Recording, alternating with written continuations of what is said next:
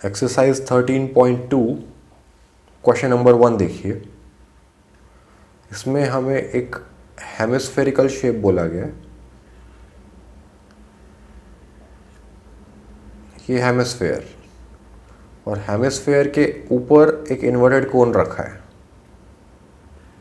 एक उल्टा कोन रखा है। इस तरह से रखा है कि कोन का बेस और हेमिस्फेयर का बेस दोनों सेम है, दोनों का बेस कॉमन है। तो अगर अब बात करते हैं रेडियस की, इसे कहा मैंने आर, तो रेडियस ऑफ हेमिस्फेयर और रेडियस ऑफ कोन सेम ही है, दोनों का रेडियस सेम है क्योंकि दोनों का बेस सेम है। क्वेश्चन में गिवन है ये 1 सेंटीमीटर है और क्वेश्चन में ये भी दिया है कि कोन का हाइट, ये जो अभी मैंने मार्क किया, कोन का ये परपेंडिकुलर हाइट ये भी रेडियस के ही इक्वल है।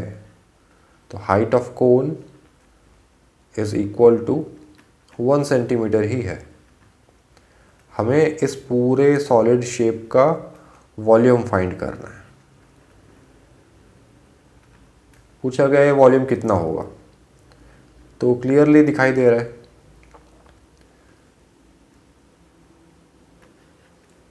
टोटल वॉल्यूम, कोन का वॉल्यूम और उसमें ऐड कर दिया गया है हेमिस्फेयर का वॉल्यूम।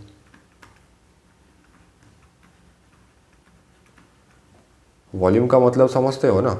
वॉल्यूम का मीनिंग अंदर की वो जगह जहाँ कुछ भरा जा सकता है। मतलब इस तरह का अगर कोई बर्तन होता, कोई वेसल होता, तो इसमें कितना पानी भर पाते?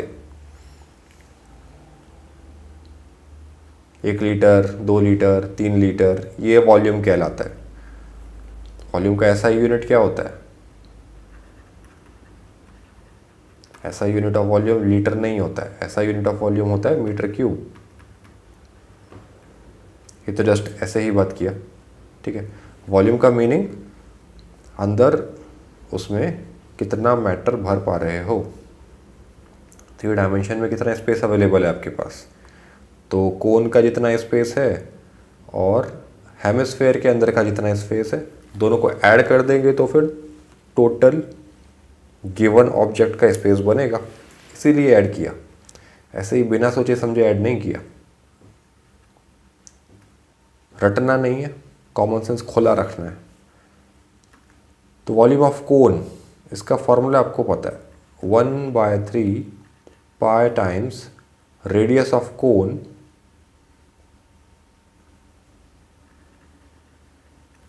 स्क्वायर टाइम्स h, मतलब height of cone, plus volume of hemisphere होता है।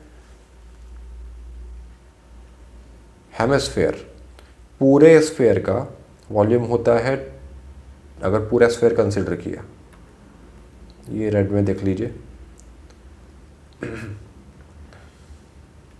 अगर हमने पूरा स्फीयर कंसिडर किया होता तो होल स्फीयर का वॉल्यूम होता है 4/3 पाई आर क्यूब। हमें आधा ही स्फीयर चाहिए, इसका आधा ही वॉल्यूम चाहिए, तो इसे आधा कर दिया, डिवाइड बाय 2 कर दीजिए। तो डिवाइड बाय 2 करने का मतलब क्या है? इंटू 1/2। तो ये याद रखिए, वॉल्यूम ऑफ हेमिस्फीयर होता है 2/3 पाई आर क्यूब।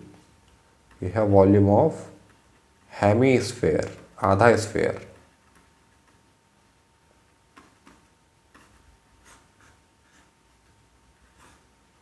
तो ये यूज़ कर रहे हैं। तो volume of hemisphere 2/3 times pi into radius of hemisphere cube is equal to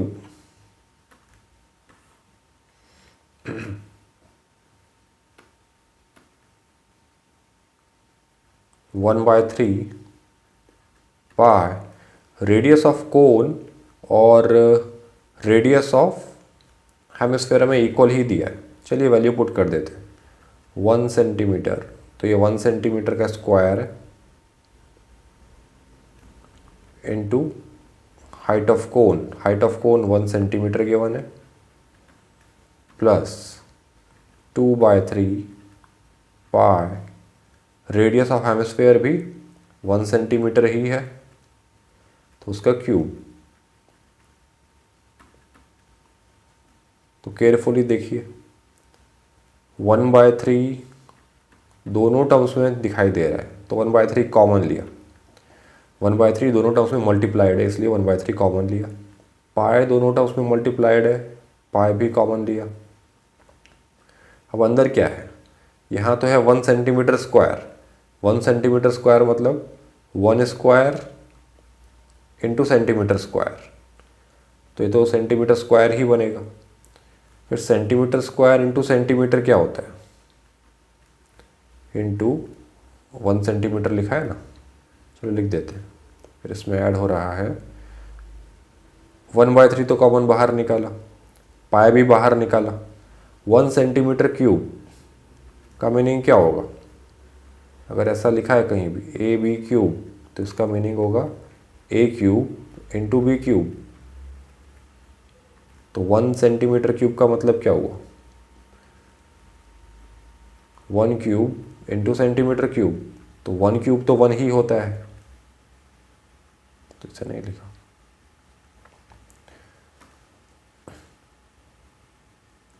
to बचा था, 1/3 पाई निकाला है, 2 यहाँ बचा है, इस तरह से लिखा, इक्वल्स टू 1/3 इंटू पाई।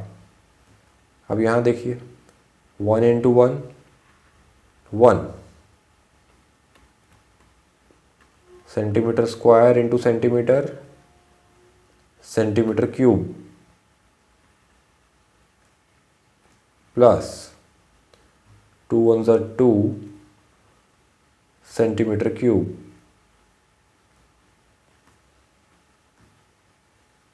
इसे फर्दर सिंप्लीफाई किया,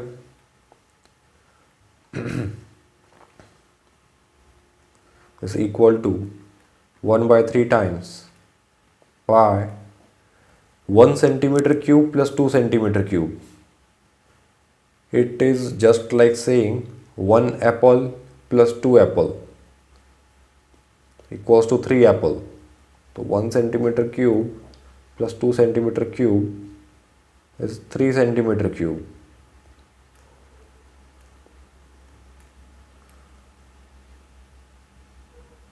थ्री से 3 डिवाइड होकर हट गया, कैंसिल हो गया, तो बचा ये पाई सेंटीमीटर क्यूब। हमें क्वेश्चन में पाई के ही टर्म्स में आंसर लाने को बोला गया है, तो पाई centimetre cube is the volume of given solid, given shape, ठीक है, गिवन ऑब्जेक्ट बोल दीजिए। गिवन ऑब्जेक्ट का वॉल्यूम पाई सेंटीमीटर क्यूब है, यही डिजायर्ड आंसर है।